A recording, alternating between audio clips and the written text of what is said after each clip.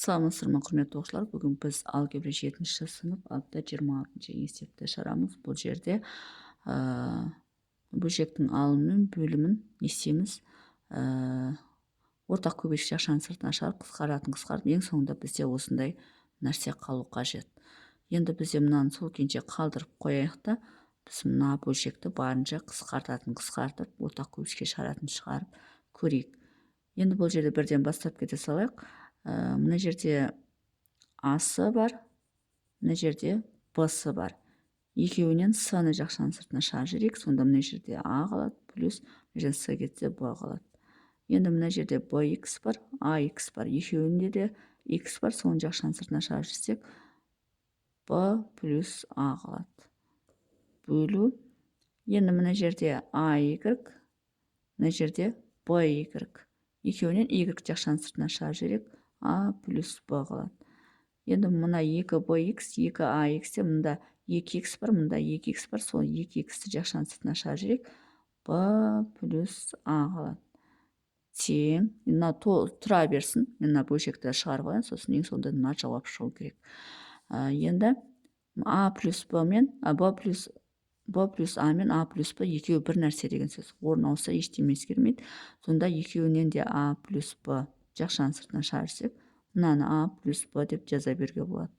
Қосылғыштардың орны ауысқанымен қосынның мәні өзгермейді деген бойынша. Енді А плюс Б кетсе, мына жерде С қалады, плюс Х қалады. Бөлу. Мына жерден де А плюс Б, Б плюс А деген бір нәрсе, сол А плюс Б-ны не істейміз? Жақшаның сыртына жазамыз. Мынаны А плюс Б деп жазуға болады. Сонда мына жерде y қалады, плюс 2x қалады. Енді мына жерде А плюс Б мен А плюс Б қысқарады. С плюс x бөлінген y плюс 2x болады.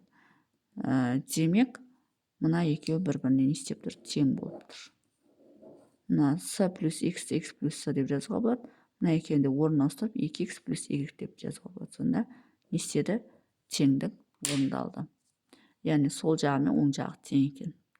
Сол жағын біз осылай қысқартып ең сонда мына теңдікке алып келдік. Бұл бірінші теңдік дұрыс екен. Енді екіншісін шығарамыз. 26-ның екіншісі x минус xy плюс z минус zy бөлінген 1 минус 3y плюс 3y квадрат минус y куб. Осы бізде x плюс z бөлінген 1 минус y-тің жақшаның сыртында квадратына тең дейді. Ендеше, мынаған тең болу керек дейді. Енді сол жағын шығарамыз. Сол жағында мынаны x-ін шығарып жіберсек, 1 плюс 1 минус y қалады. X пен x минус y-тен x-ті жақшаның сыртына шығарайық. Сонда мына жерде 1 қалады, минус y қалады. Мына жерде x кетсе. Плюс z пен z минус y-тен z-ті шығарамыз. Мына жерде 1 минус y қалады. Бөлу. Мынау бізде формула. 1 минус y-тің жақшаның сыртында кубы деген формула. Тең. Енді мына жерде де 1 минус y бар, мына жерде де 1 минус y бар. Соны жақшаның сыртына шығарсақ, 1 минус y жақшаның сыртына шығарып, мына жерде x қалады, плюс z қалады. Бөлу 1 минус y-тің жақшаның сыртында кубы. Тең. Енді осы жерде мынау қысқарады, мына жерде 2 дәреже қалады. Сонда x плюс z бөлінген 1 минус y-тің жақшаның сыртында квадрат деген сөз. Олай болатын болса, мынау бізде мына өрнекке не істеп тұр? Тең болып тұр. Олай болатын болса, теңдікті дәлелдедік. Бұл бізде екіншісі. Енді үшіншісін шығарамыз. Үшіншісі бізде 3a куб плюс ab квадрат минус 6a квадрат b минус 2b куб бөлінген 9a-ның 5 дәрежесі минус ab-ның 4 дәрежесі минус 18a-ның 4 дәрежесі b плюс 2b-ның 5 дәрежесі тең 1 бөлінген 3a квадрат минус b квадрат деген сөз. Енді мына теңдіктің сол жағы мынаған тең болу керек қой. Олай болатын болса, не істейміз? Бізде мына 3а куб пен аб квадраттан бізде аны шығарып жіберейік. Аны шығарып жіберсек, бізде 3а квадрат плюс б квадрат қалады екен. Енді мына жерден минус 2 б-ны шығарып жіберейік. Сонда 3а квадрат плюс б квадрат қалады. Бөлу 9а-ның 5 дәрежесінен 19а-ның 18а-ның 4 дәрежесі. Так, 9а-ның 4 дәрежесін шығарып жіберсек. 9а-ның 4 дәрежесін шығарып жіберсек, мына жерде а қалады. Минус 18 9-ға бөлсек 2 б қалады.